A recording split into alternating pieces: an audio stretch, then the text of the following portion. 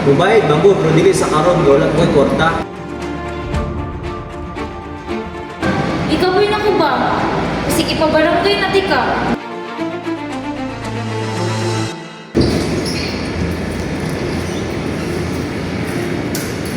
Oy, Benz! Benz! Uy, Benz, anak ka sa Friday, mubayad kasi ng utang.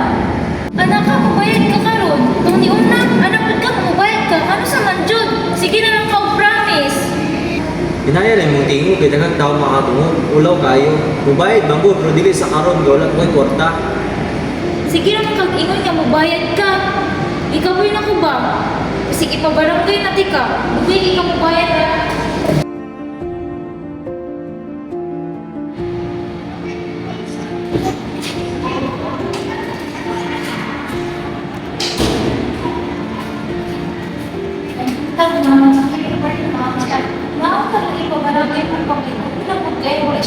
Sa utang, mura pag lumay ka, buwan, kaya mo, damo boy, ako, hindi ko man ang buwan, tagilan ka, tagilan.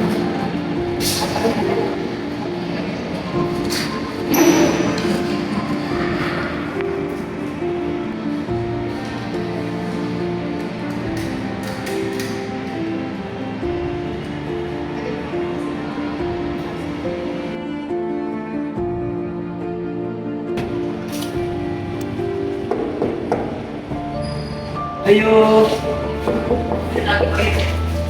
Sige, ka na ito eh.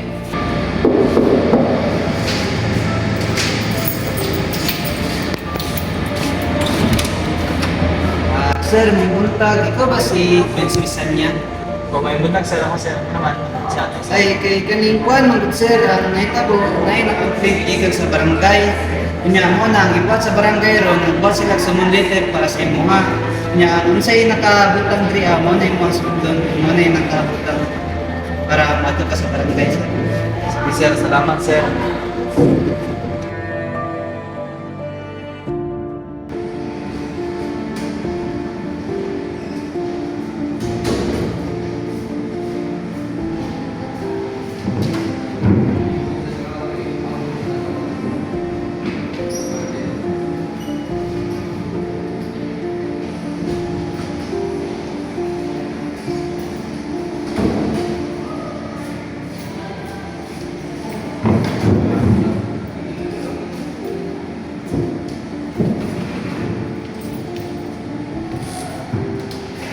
May buntag sa inyong duha. Ako day si Kapitan Tomas. Nata diri sa barangay Maa para usayon kung paminawon mo kung sa inyong problema. Nawa ko diri para makatabang sa inyo.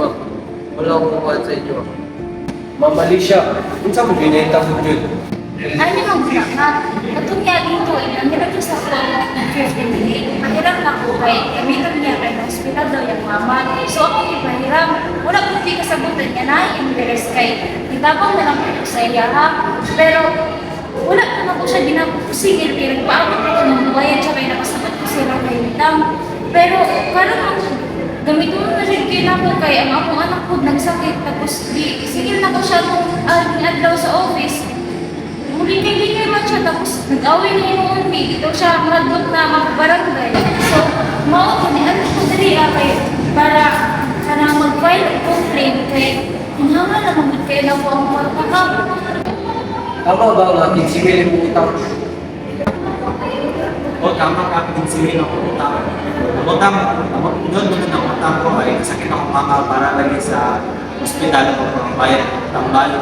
Pero bayaran mo ako dili sa karon kay nabugilaan ni gamitan sa kwarta. Ano sa makamubayan? Dugay na kayo na yung utang. Sige naman ito nga. Mubayad ka karon naman sige lang ang kwarta niya. Kung mo sa ka, magligay-ligay ka. Wala mo magbigay kay easier din sa trabaho. Na ako pa ito ng trabaho. So ano ba yung utang? Busy, ganito rin ka ganina sa office. Halos dili ka mo tarong. Wala ka ikaw ka. Dili ka ka. Na ikaw pa isip kayo. Dili ka. Bayad na rin pag-usan lang. Sige naman yung bulan. Gusto ka man ang bayan.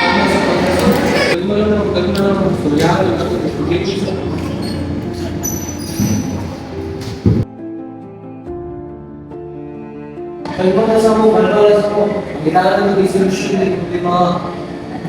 Ikaw, ma'am, saan ang gusto may nabo? Ang gusto din ako kag makabait, tsaka rin nilarutunan ang mulog kayo. Bayaran mo.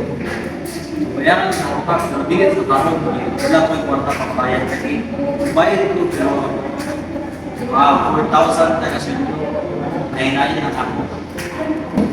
Kano, okay na lang sa Oh, sige, basta siguro yun lang niya, makabait, tsaka kung iinom niya ka rin, pwede yun na yung utama. Ginagasundo ng mga lupa, kailangan natin kumpirma ng kasubutan para namoy katibayan, para namoy mahapol kung natin tinuunsa.